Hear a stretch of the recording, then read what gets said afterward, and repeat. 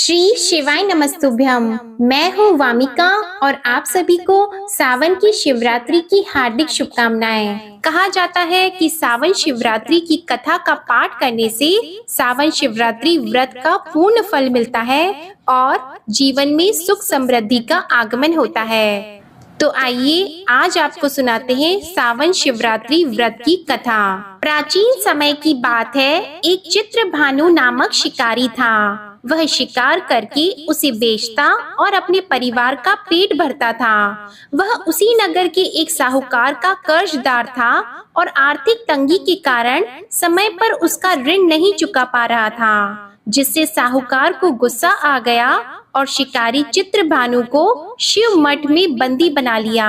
संयोगवश उसी दिन मासिक शिवरात्रि थी, जिस कारण शिव मंदिर में भजन व कीर्तन हो रहे थे और वह बंदी शिकारी चित्रभानु पूरी रात भगवान शिव जी के भजनों व कथा का आनंद लिया करता था। सुबह होते ही साहूकार ने उसे अपने पास बुलाया और ऋण चुकाने के लिए कहा। शिकारी चित्रभानु ने कहा कि सेठ जी, मैं कल तक आपका ऋण चुका दूंगा। उसका यह वचन सुनकर सेठ जी ने उसे छोड़ दिया, जिसके बाद शिकारी शिकार के लिए जंगल में चला गया, किंतु पूरी रात बंदी गृह में भूखा और प्यासा होने के कारण थक गया और व्याकुल हो गया और इसी प्रकार वह शिकार की खोज में बहुत दूर आ चुका था और सूर्यास्त होने लगा। तो उसने सोचा, आज तो रात जंगल में ही बितानी पड़ेगी। ऊपर से कोई शिकार भी नहीं कर पाया जिससे बेचकर सेठ जी का ऋण चुका देता। यह सोचकर वह एक तालाब के पास पहुंच गया और भर पेट पानी पिया, जिसके बाद वह बेल के पेड़ पे चढ़ गया, जो कि उसी तालाब के किनारे पर था। उसी बेलपत्र के पेड़ के नीचे शिवलिंग की स्थापना हो रही थी, किंतु वह पूरी तरह बेल की पत्तियों से ढका होने के कारण उस शिकारी को दिखाई नहीं दिया। शिकारी चित्रभानु पेड़ में बैठने के लिए बिल की टहनियां और पत्ते तोड़कर नीचे गिराने लगा। संयोगवश वो सभी टहनिये और पत्ते भगवान शिवलिंग के ऊपर गिरने लगे और शिकारी चित्रभानु रात्रि से लेकर पूरे दिन भर का भूखा प्यासा था और इसी प्रकार उसका मासिक शिवरात्रि का व्रत हो गया। कुछ समय बाद उस तालाब पर पानी पीने के लिए एक गर्भवती हिरणी आई और पानी पीने लगी। हिरणी को देखकर शिकारी चित्रभानु ने अपने धनुष पर तीर चढ़ा लिया और छोड़ने लगा, तो गर्भवती हिरणी बोली, तुम धनुष तीर मत चलाओ, क्योंकि इस समय मैं गर्भवती हूँ और तुम एक साथ दो जीवों की हत्या नहीं कर सकते, परंतु मैं जल्दी ही प्रसव करूंगी, जिसके बाद मैं तुम्हारे पास आ जाऊंगी, तब तुम मेरा शिकार कर लेना। उस हिरणी की बात सुनकर चित्रभानु ने अपने धनुष को ढीला कर दिया। इतने में ही वह हिरणी झाड़ियों में छुप गई। ऐसे में जब शिकारी ने अपनी धनुष की प्रत्यंचा चढ़ाई और ढीली करी, तो उसी दौरान कुछ बिल पत्र के पत्ते झड़कर शिवलिंग के ऊपर गिर गए। ऐसे में शिकारी के हाथों से प्रथम पहर की पूजा भी हो गई। कुछ समय बाद दूसरी हिरणी झाड़ियों में से निकली। उसे देखकर शिकारी को खुशी का ठिकाना नहीं रहा। चित्रभानु ने उन हिरणों का शिकार करने के लिए अपनी धनुष उठाया और तीर छोड़ने लगा, तो हिरणी बोली, हे शिकारी, आप मुझे मत मारो, मैं अभी ऋतु से निकली हूँ और अपने पति से बिछड़ गई। उसी को ढूंढती हुई मैं यहाँ तक आ पहुँची हूँ। मैं अपने पति से भेंट कर लूँ, उसके बाद तुम मेरा शिकार कर लेना। यह कहकर वह हिरणी वहां चली गई। शिकारी चित्रभानु अपना 2 बार शिकार खोकर बड़ा दुखी हुआ और चिंता में पड़ गया कि प्रातः सेठ जी का ऋण कहां से चुकाऊंगा। जब शिकारी ने दूसरी हिरणी का शिकार करने के लिए धनुष पर प्रत्यंचा चढ़ाई, तो कुछ बेलपत्र के पत्ते झड़कर शिवलिंग के ऊपर गिर गए। ऐसे में पूजा का दूसरा प्रहर भी संपन्न हो गया। ऐसे में अर्धरात्रि बीत गई और कुछ समय बाद एक हिरणी अपने बच्चों के साथ तालाब पर पानी पीने के लिए आई। चित्रभानु ने जरा सी देरी नहीं की और धनुष पर प्रत्यंचा चढ़ाई और तीर को छोड़ने लगा। इतने में वह हिरणी बोली, हे शिकारी, आप मुझे अभी मत मारो, यदि मैं मर गई तो मेरे बच्चे अनाथ हो जाएंगे। मैं इन बच्चों को इनके पिता के पास छोड़ आऊं, जिसके बाद तुम मेरा शिकार कर लेना।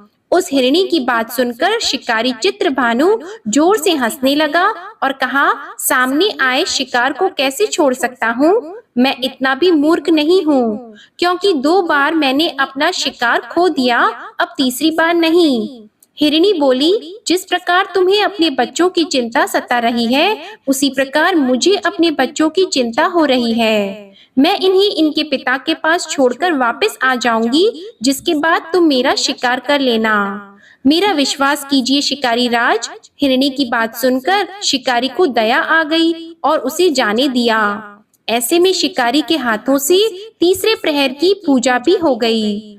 कुछ समय बाद एक मृग वहां पर आया। उसे देखकर चित्रभानु ने अपना तीर धनुष उठाया और उसके शिकार के लिए छोड़ने लगा।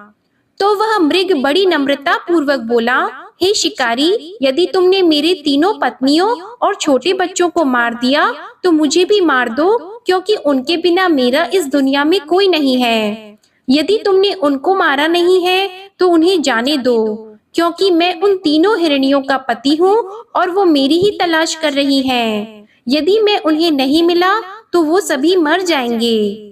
मैं उन सभी से मिलने के बाद तुम्हारे पास आ जाऊंगा, जिसके बाद तुम मेरा शिकार कर सकते हो। उस मृग की बात सुनकर शिकारी को पूरी रात का घटना चक्र समझ आ गया और उसने पूरी बात उस मृग को बता दी। मेरी तीनों पत्नियां जिस प्रकार प्रण करके गई है, उसी प्रकार वो वापस आ जाएंगी, क्योंकि वो तीनों अपने वचन की पक्की हैं, और यदि मेरी मृत्यु हो गई तो वो तीनों अपने धर्म का पालन नहीं करेंगी। मैं अपने पूरे परिवार के साथ शीघ्र ही तुम्हारे सामने आ जाऊंगा। कृपा करके अभी मुझे जाने दो। शिकारी चित्रभानु ने उस मृग को भी जाने दिया और इस प्रकार अनजाने में उससे भगवान शिव जी की पूजा संपन्न हो गई, जिसके बाद शिकारी का हृदय बदल गया और उसके मन में भक्ति की भावना उत्पन्न हो गई। कुछ समय बाद मृग अपने पूरे परिवार अर्थात तीनों हिरणी व बच्चों के साथ उस शिकारी के पास आ गया और कहा कि हम अपनी प्रतिज्ञा अनुसार यहाँ आ गए, अब आप हमारा शिकार कर सकते हैं। शिकारी चित्रभानु जंगल के पशुओं की सच्ची भावना को देखकर उसका हृदय पूरी तरह पिघल गया और उसी दिन से उसने शिकार करना भी छोड़ दिया। दूसरे दिन प्रातः होते ही सेठ जी का ऋण किसी और से उधार लेकर चुकाया और स्वयं मेहनत करने लगा। इसी प्रकार उसने अपने जीवन को अनमोल बनाया।